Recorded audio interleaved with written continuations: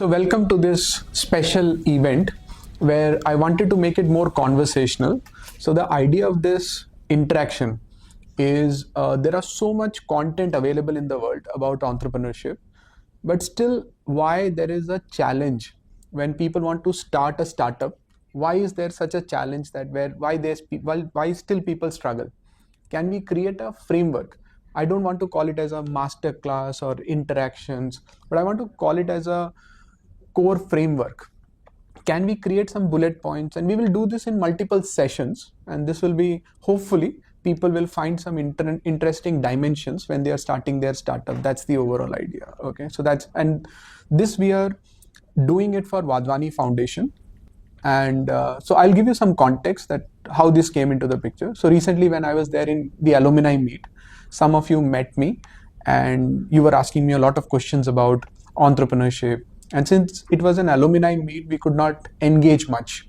Then I thought this is a good context. Why don't we bring all of you together and we will have some questions and we will try and answer this and try to create a structure around it.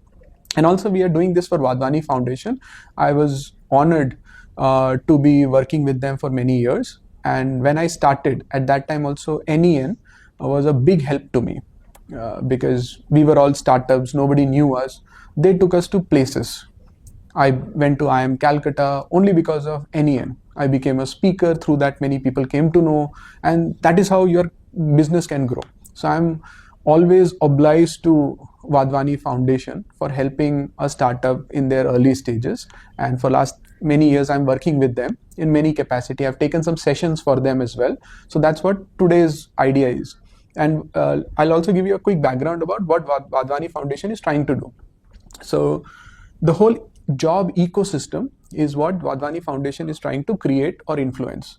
So you need entrepreneurs who can take up the new opportunity and form a company around it. And you also need skilled people who can come and start working together so that that idea can actually get executed in the market. And around that you have government, research organizations, how everything can be facilitated so that more jobs can be created and more jobs can be done perfectly. And this completely aligns with me and TechShu and INT, is that we believe that good professionals and good companies create good society. It's never possible only for government to say this is how you should run it, this is there. But if good companies and good professional comes up, all of us benefit. So that's the overall idea. And thank you so much for coming. And hopefully in the next few hours that we are spending together, it will be beneficial for all of you. Plus also everyone who is listening to us, it will be beneficial. Okay. So we'll quick start with a quick introduction that what you do. And all of you are from Army Institute of Management. And I am your alumni senior, so I could force them to come. I don't know whether you're bunking the class today or not. No, sir, no class today. No class today, so that's good. But bunking is also sometimes good. So that they are from Army Institute of Management. So over to you. My name is Kalyana Manoj Naidu. I'm from first year of MBA, and my startup idea, our aim is to transform the veteran ecosystem and providing them with high-paying jobs and entrepreneurship boot camps. It's just that the opportunity which we were able to find in that the Agniveer scheme would allow more veterans to come into the market, and if we are able to train them with better certifications, better internship opportunities, so we'll provide them with good-paying jobs and also the entrepreneurship opportunity. So that is my idea, my aim. My name is Nisha. I'm from junior batch of MBA. The idea that I'm working upon is based on nutrition market. As of now, like there are lots of junk in the market, so we are trying to combine the snack and the nutrition together. My name is Shri Gupta, and my entrepreneurship idea is to target the pet industry. So the company's name is Furry Friends, and I am trying to solve some problems of the pet parents. So my name is Hemant and I'm from MBA second year, and my sector is supply chain management. And we both realized, my friend and I realized, that in the during the COVID era, the supply chain was the one of the sector which was got affected, and the company started working towards the beneficiary of, like, they can benefit more towards the supply chain. So we started developing our idea towards the supply chain management, and we hope that we revolutionize the sector and we can help the kirana stores and others people. Fantastic. And first of all, congratulations that you are doing something. You are trying to do something, you are taking some initiative. There is nothing called good idea, good startup, bad startup. It's about you trying to do, you are learning it. So that's a good starting point. And in today's discussion, we will also try and see the whole initiative that we are trying to take is starting is easy. Running a startup is also easy. But is there a better way to start up? Okay, so I'll also give you some context. So when we started, the access to information was very limited. We did not had enough information available in the market. So we had to start in whatever format we can start and then keep learning. But today the information is available in the market, so people can start differently. So why not utilize what is available in the market? Why reinvent what is already being done? So can we learn from other people? But entrepreneurship is about exception. So you can always start and learn and etc. But we'll try to create a framework so that people can start better. So the initiative that we are doing is, instead of starting, start right initiative. So is there a better way of starting? Okay, so when we say right, that means better from what we are doing. So that's the overall idea of getting into startup. So the first thing what we are going to divide is, there are some core guidelines which if we know, that will help. And the second is there are some skills which if you learn, that will also benefit as an entrepreneur, which is not about your hard skill, technical skills, people management skills and etc., but it is about something which is kind of overarching skills, which is helping all the other skills to enhance. That's what we are calling it as skill of skills. And then we'll get into the core concepts of entrepreneurship, and not only living at a surface level, but making it more practical. And what gives me this credibility to take up this session is that I am more of a go-to-market person. So I am the last mile delivery person.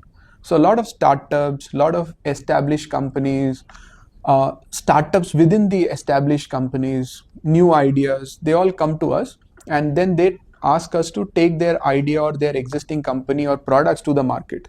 And when we try to take it, some of them succeed, some of them fail. But we are the last mile guys. But there are a lot of things that needs to be done before that. If those things are done well, you will get massive success.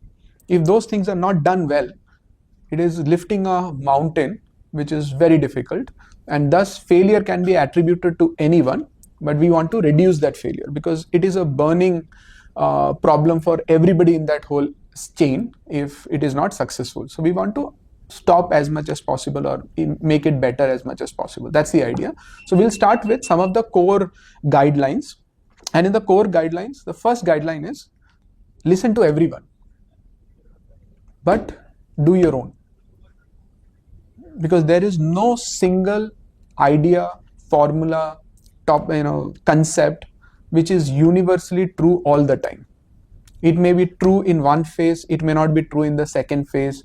So listen to everyone, understand the concept, but don't blindly follow. Like if somebody says don't hire from MBA colleges, don't follow it. Somebody says only hire from MBA colleges, don't follow it. But try and understand why they are saying what they are saying. Okay, I'll give you a context. If you look at the biggest regrets of founders or CEOs, you will hear some of the regrets in both the spectrum. So somebody will say, I have this regret that why I did not hire senior people in the starting.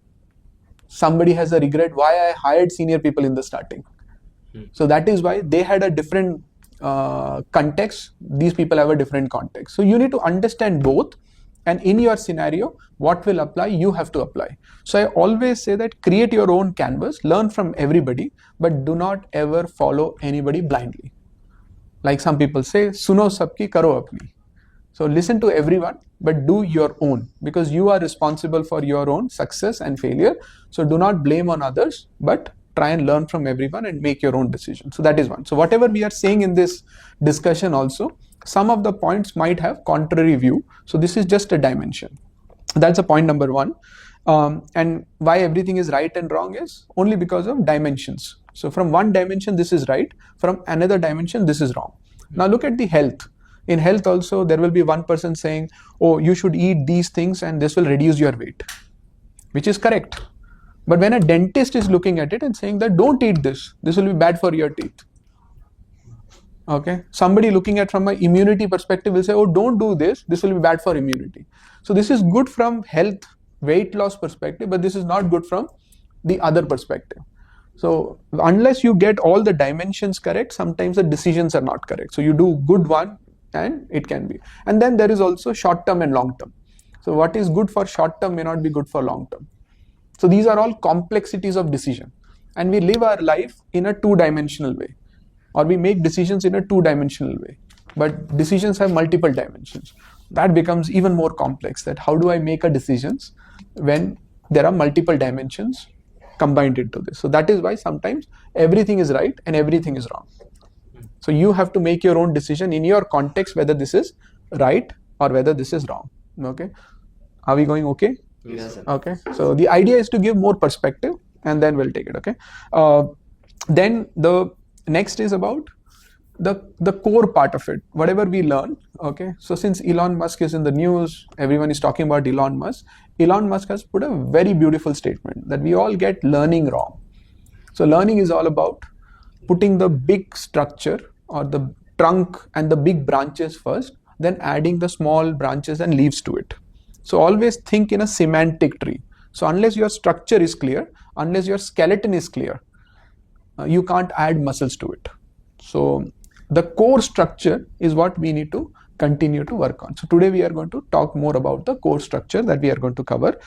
And this is some of the core guideline. And other guideline is sometimes we are too focused on excelling and we forget that we can excel only if we survive. Survive first, excel second. But that also has the other perspective. If you keep surviving and don't excel, that is also bad. But the time you are surviving, try to focus on excelling as well. So you need to excel and survive, but survive first, excel second. Because there are many people who will invest into excelling, and the lifeline, which is the money that needs to come in, the people had satisfaction, all of those things that needs to be taken care of, that is not taken care of. The company is fantastic, the people are fantastic, but they focus on excel and they forget to survive, and the beautiful company which could have been created out of it dies.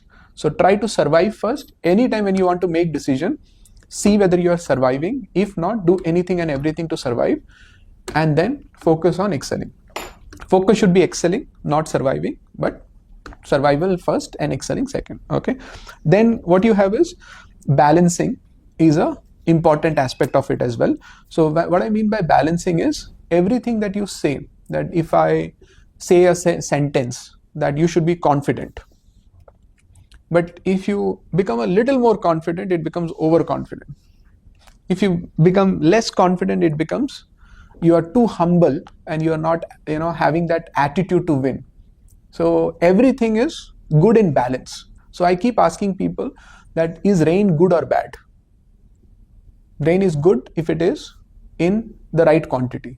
If it is less, you will have drought. If it is high, you will have flood.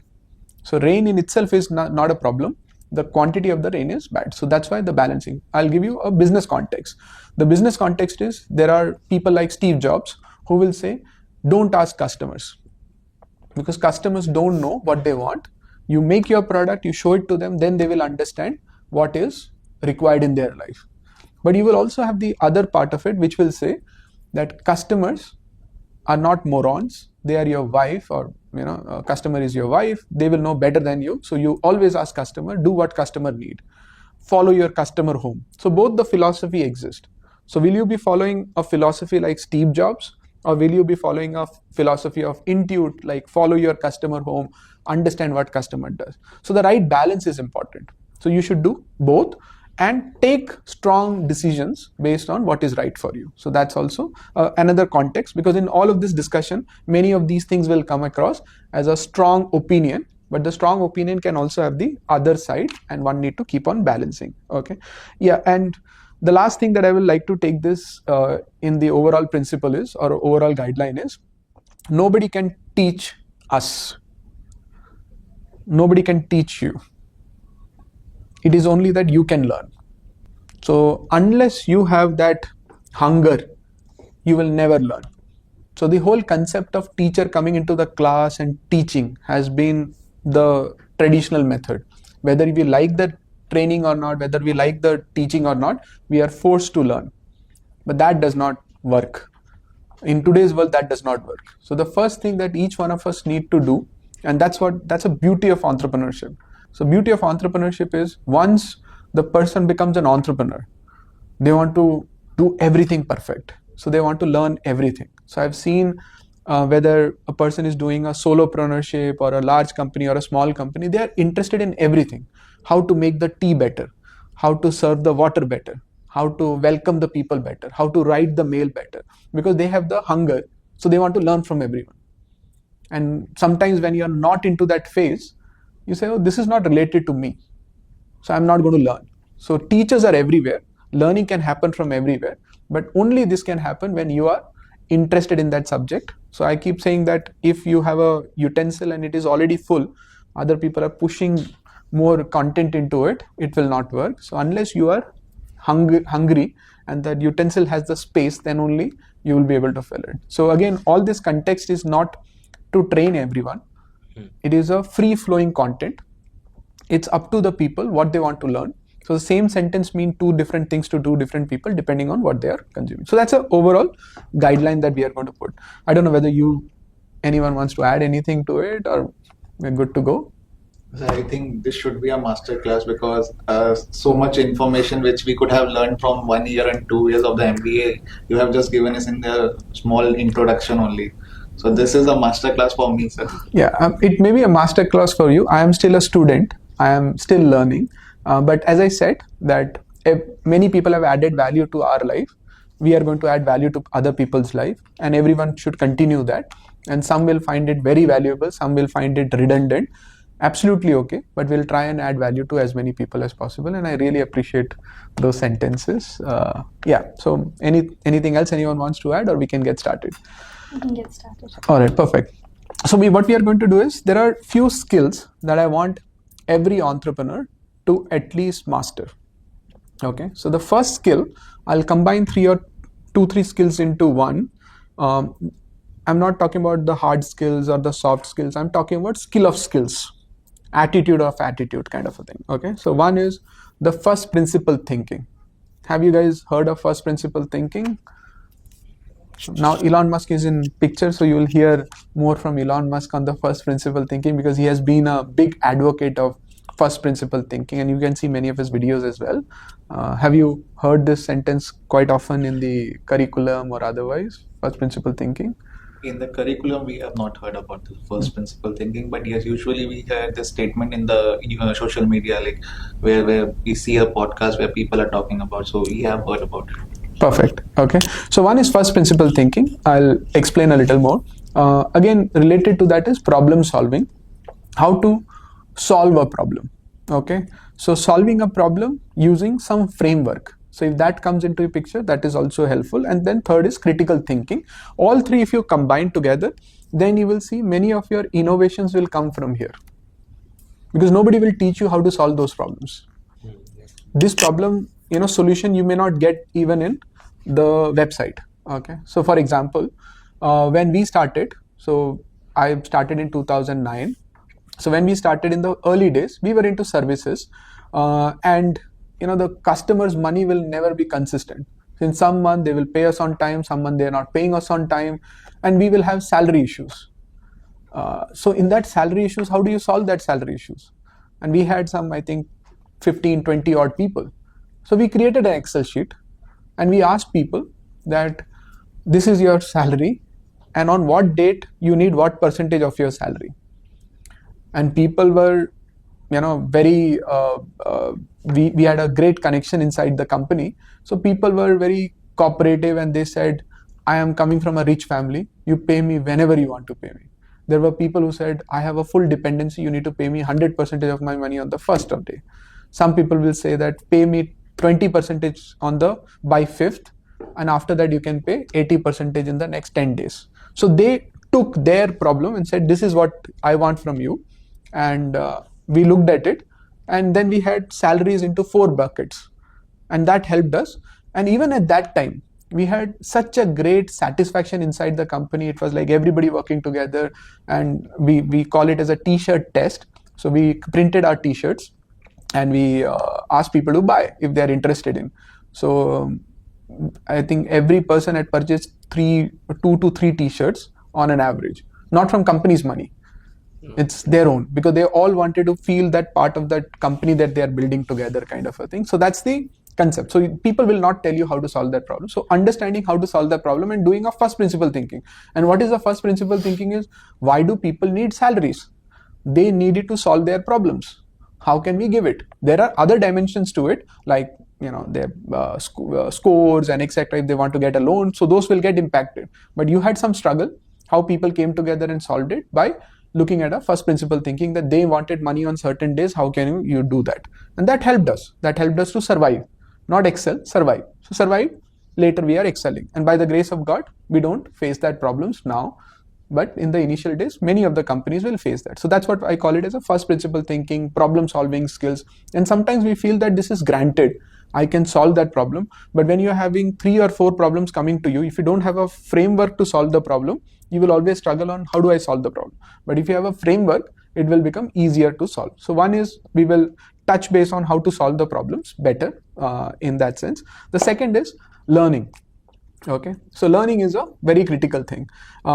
Why it is very critical is, when we all started, as I said, we did not have enough information available to us, but we had a very big advantage to us. And the advantage was, we could run a company for 2 years, 3 years and be small. It will still be okay, because on the 4th year, 5th year, we can survive and excel. But today, in 3 years, market might completely change. What value you were trying to create in the market has completely changed. So the time that you're spending to develop yourself, your whole market is changing very fast. So that's why your learning has to be much faster. You cannot learn in a typical old-fashioned way, that it is taking too much of time. So learning how to learn, don't take learning granted, that I will learn. But how do you learn is a very, very critical skill. Very few people teach you how to learn, because we teach you this subject, that subject, but how to learn any subject is a skill in itself. I don't know whether any of this thing has been ever taught in the classes or by any of the teachers, because everyone thinks it's very common, but it's not common when you're dealing with so many complexities in life. So I had many occasions where some new topics were thrown to me, said the market is changing into that direction, we need to learn. And you're running the company, you have family, you have multiple things in between that. How are you going to learn? When are you going to get the time? So that is a skill, learning. Okay, so we'll try and share the dimensions. None of this is shared as a master, but everything how we do it as a student, other people can benefit from it. Okay, and the third one is, in today's session we'll only cover these 3. Third one is knowing what to do and what not to do, is looking at all the tasks, and within the task, what is more important, what is less important, and taking it up. Because like in the previous discussion we were having, you said, when very highly qualified people, then they go to the industry, and then how do we take care of it and stuff like that. And because you have too many things to do, and that is your strength and weakness. People like us who comes from industry, we can do many things. We can do consulting, we can train somebody, we can do all of those things. But out of this, there are few which will give you maximum ROI. There are few which will give you maximum satisfaction, but very less ROI. And some will keep you busy, but it has no satisfaction or ROI. But how do you select the task, which is that 80-20 principle, and looking at that and taking a decision around it. Otherwise, there is a law of diminishing return also, that if you have reached 80% outcome for one dimension, and if you keep on working on it from 80 to 90, you might take double the time of 20 to or 0 to 80 kind of a journey. So that is also, these 3 are skill of skills. And maybe we will leave it somewhere here, or we will take each of this as a separate session altogether, and we'll come back to you. Okay, so these are, again, we have said core guidelines, and then we have this core skill set. Any are we going okay? Yes, sir. Okay, all right, fantastic. Okay, so we'll take this session separately, but let's get into the important part of it, that is entrepreneurship. That what is entrepreneurship and why entrepreneurship is important. Okay, so any comments that you guys want to add on why do you think entrepreneurship is important for society? So nowadays we listen this term everywhere. Like most of the people, they try to flaunt this term like an I'm an entrepreneur, or I'm kind of trying to have a business and I'm building an entrepreneurship. So nowadays social media is full of these statements. But I think people don't realize that the background, the way the entrepreneur, the person who is really working towards it, how he is going through, what are the challenges he's facing through whether it's a financial condition or it's a family condition. Right. So nowadays, but earlier it was a very simple term when entrepreneurship was defined as the person who is trying to change the industry or trying to innovate something which will change something, which can give something a better way of technology, a better way of learning to the society. So a kind of a revolution which the person is trying to bring. For example, as you said, Steve Jobs. Right. So he was I think he's an entrepreneur who started a company from a scratch. He built a product. He made a very different sectors where he was working in a way that it was revolution, trying to change the product completely. Right. And so for me, that was a entrepreneurship, or let's say entrepreneur person. But nowadays, it's a small person who is starting a small shop. He's also saying that I'm an entrepreneur. But there's a difference between a business run through the centuries, which was a small business or a big business, whether, Right. but a product being or technology which is being created or being developed from the initial stage, that learning throughout the time period you are going through, the prototypes you are developing. Right. So that is the sector which I say it's the real time entrepreneur. Right. So yeah, I mean, anyone wants to add, you can also add. But in these, early days, startup was more like you being unemployed, and today startup is like you are some rock star trying to do something. But yeah, definitions will keep coming, keep going, and who is entrepreneur, who is not, and we don't live our life with definitions. But anyone who is trying to add value is fantastic. Whoever wants to call whatever does not matter. So we'll try and define it to more practical sense and etc. to the possible. Yeah, go ahead, please. Sir, I feel like entrepreneurship is fun, and also it would be a waste of potential if someone is capable enough and have all the resources which they have, but then he's also solving a bigger problem and serving the society. So then that potential used for serving the society would be a better thing rather than doing a job. So and also entrepreneurship is fun. So that's a very important point. That is living up to high potential. Okay, or he or she is working anywhere, whether they are employees, whether they are entrepreneur, wherever. But if they are living up to the highest potential, which is rewarding for them, rewarding for the company, rewarding for the society, is a fantastic way of increasing the productivity of everyone and having fun. So there is no fun in being less productive. There is no fun in being, utilizing less of my potential. So all of those things are very important. And I think entrepreneur gives you a different dimension when nobody else is able to realize your potential and reward it. You creating your own reward. Very fantastic way of looking at it. Yeah. Anything else anyone wants to? So, sir, entrepreneurship adds value to the society for sure because it creates jobs. And in a country like India, there's always an increasing demand for jobs. So that's the best way we can add value to society. And of course, it will impact the economy in the long run. And other than that, of course, we can also see it in a way that entrepreneurs often transform the entire market, like disruptive technologies like Ola, Flipkart. These things have changed the way people are commuting and purchasing things online. Right. Market has changed entirely. So it is a very good way of development and of course job creation. Fantastic. They are creative. But this is something that gives chances to everyone to show their potential. Right. Absolutely. So this is something we cannot compete, but we can actually excel in that, and everyone one can show their potential. Absolutely. Absolutely. So I think this is a very important point that all of you have got into, is that each one of us have a certain potential. And sometimes when you're working in a certain environment, we are not able to get to the full potential.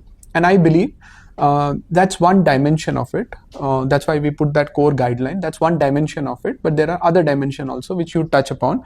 That on the outside, entrepreneurship looks like a good thing for my, in developing my potential or utilizing the full potential. So I remember an image that I've seen in one of these newspapers, international newspaper somewhere, where a person is, on top of the lion, riding a lion, and everybody else from the outside is, shouting, "Bravo, bravo! What a strong person this is!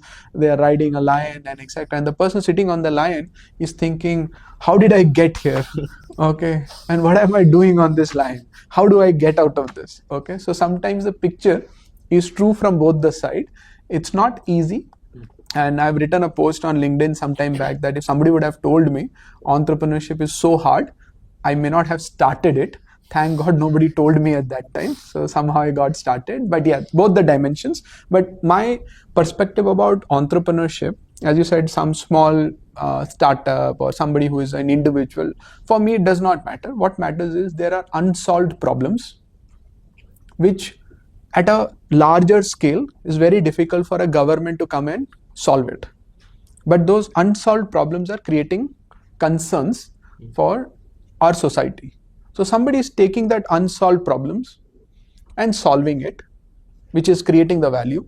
And if that is rewarding, they are also sustaining that value creation. And in that way, the society is benefiting, as well as the individual who is doing it is also getting rewarded out of it. And this continues to grow.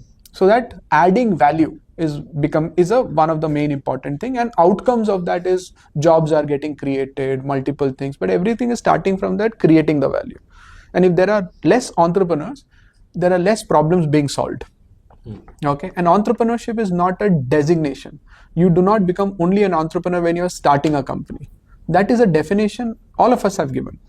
But inside a company also, you're solving a problem. Like Google Maps is created by someone who is working in Google, but they took that initiative, they solved it, we are all using it. So that is called entrepreneurship. And I believe entrepreneurship is a very big opportunity. And today, and we have to blame both the sides, the company side and the people side. The companies have not created enough environment inside the company that we can create more entrepreneurs inside the company, because starting a company is tough. You need funding, HR, all of those things, but some of these things can also be created inside an environment, and the person can also own a good chunk of the company, and in that way, then in that collaboration, the chances of survival and excelling is far better. And why can't we do that? And there are many companies which have done it excellently, and many other companies are not good at that. So everyone can learn from it, and we can also create the culture of creating more companies within the company. And this will increase the potential of the individual. It will be much more rewarding for the company. It will also be rewarding for that individual, and more importantly, that problem is getting solved. So that can also be done. So whether you are an entrepreneur inside the company, or entrepreneur inside the company called entrepreneurship, or you are an individual person trying to solve a small problem, which is called solopreneurship, selfpreneur, or you are a person who is trying to create a larger organization, which generally is termed as enterprise. Definitions does not matter, but this is the starting of it, and it's very critical for any society. Unless we take up problems and solve it, the society won't grow. And if you are solving the problems, jobs will also be created, many people will be employed, and everyone is employed in a positive sense, and the standard of living is going better, the society is getting better. That's the whole perspective. So it's a very important thing for any country, any society, and etc. So that's the starting point that we will say. And then how big you want to build is a choice. And I was also fortunate to interact with many government initiation. So I teach at IFT. So in IFT, government initiative program comes up, where there are a lot of local entrepreneurs from, sometimes from the east, sometimes from the west, northeast. These people will come and they will share their problems, and people like us, we will interact with them and help them solve some of their problems. This is a government programs that they run. So I have interacted with the very ground level, small 1-person company to 3-people company, etc., doing achars or doing handicrafts and etc. And sometimes our conversation becomes very emotional as well, because for them it is as big as running a company. For them it's life. They put everything into it, and sometimes it's very difficult for me to handle them as well, because they get so emotional. Some people start crying and etc. Because that's a feeling. So it does not matter whether you're doing a small business, large business, but that you have to think as much as possible in the starting, if possible, that whether you want to run a large company or you want to do small, absolutely okay, choice is okay. But you cannot generally, you will get stuck. You start small and then you want to say that I want to become big, etc. And there sometimes your ideas are not big enough to take it to a larger scale, and you spend your 3 years, 5 years building it, better it, but then you're saying it's a niche market, I can't go beyond that. So you might be stuck there. But if your ambitions are never that, it's okay. I have seen some people doing excellent work in running just one restaurant. They only run one restaurant. They only run restaurant from morning till evening. They start at 11, they close at I think 9 or 10 or something like that. They don't cater after that.